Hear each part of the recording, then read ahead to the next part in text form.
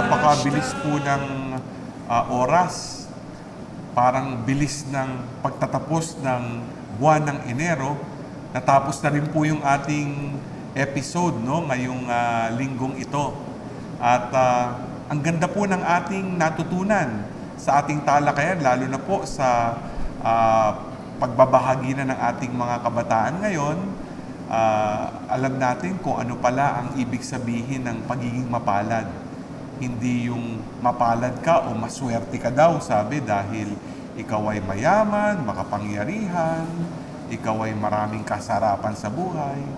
Mapalad ka pag alam mo na sa mata ng Diyos, hawak ka niya. Ikaw ay nasa palad niya. At alam mo na anuman ang dinadaanan mong pagsubok, anuman ang dinadaanan mong mga paghihirap sa buhay, nandyan ang Panginoon. Hindi ka pababayaan. Nagpapasalamat muli tayo kay Father Mar Baranda, ang ating co-host, no?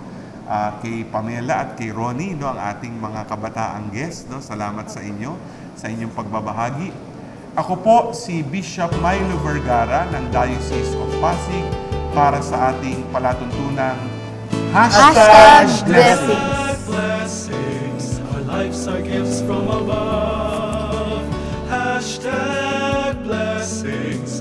Fill our hearts with love. #Blessings. Our lives are gifts from above. #Blessings. You fill our hearts with love.